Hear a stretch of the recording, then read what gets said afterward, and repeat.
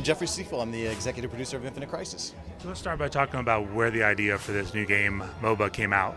Yeah, well, first of all, the genre itself is so cool. There's so much going on there. A lot of us were playing these kind of games, and we thought, this is the next place to go for an online multiplayer game, which is kind of what we do at Turbine. And then just thinking about DC, MOBA felt like a perfect fit. This is all about bringing large teams of different types of characters onto a battlefield, and DC had such a breadth of characters that it felt like a perfect fit.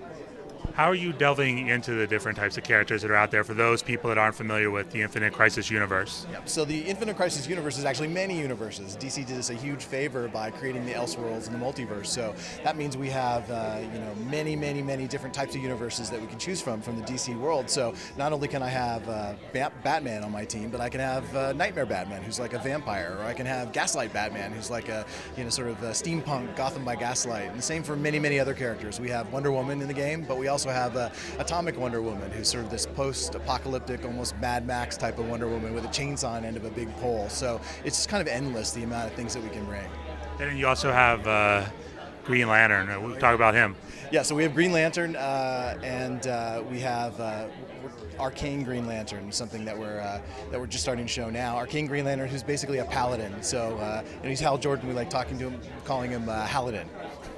You guys are also introducing Cyborg. Talk a little bit about that character. Yeah, well, Cyborg is a very popular, familiar character, and he brings this kind of blaster, to the game. And we're not talking about actually who's voicing the characters right now, but it's a very familiar voice for Cyborg that we're going to be putting in the game, and he just kind of rounds out the roster that you're going to have. Can you talk about the environment people will be battling in, the arena? Yeah, so the arena is the first map that we're actually showing today is Gotham Heights. So it's a version of Gotham City that takes place sort of in the middle of this chaos that's happening all around the various multiverses. Basically, the scene for the game is that all the multiverses are sort of crashing into each other, falling apart, and everyone's at war, everyone's falling apart, and you've been chosen as a protector to sort of bring your team in and try to bring balance back to the universe. Can you walk us through the different gameplay aspects when you're putting together a team? What should people be looking for? Yeah, so obviously you're going to have multiple classes, whether it's a blaster or a assassin or somebody who's giving support or somebody who's really a tank and just running in there and taking up all the damage. You're making choices about that. You're obviously going to be driven by what characters you think are really cool, characters you've always loved in DC, or maybe a version of them that you thought was really cool.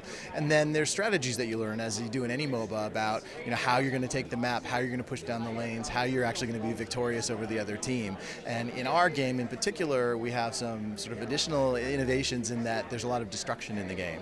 So places on the map, there are actually parts of the map that I can use as weaponry. So if there's a car on the street, that's actually something that I can use as a weapon and pick it up and throw it at you if I have the right superpower. Or I can knock down a part of the building next to you as part of gameplay. And then finally, we have these things, catastrophic events.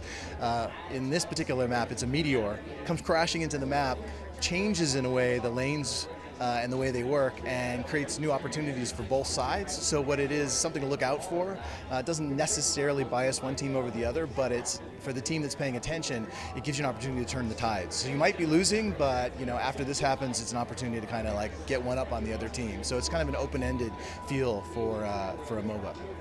We've talked a lot about the superheroes. What role will supervillains play within the gameplay? This is all about superheroes and supervillains playing side by side. So we're not, obviously they're different from each other, but with the universe collapsing, they've basically decided that they're going to fight side by side, try to bring order to the chaos, and then they can go back to fighting each other. So you can have heroes, villains, all working together on your team.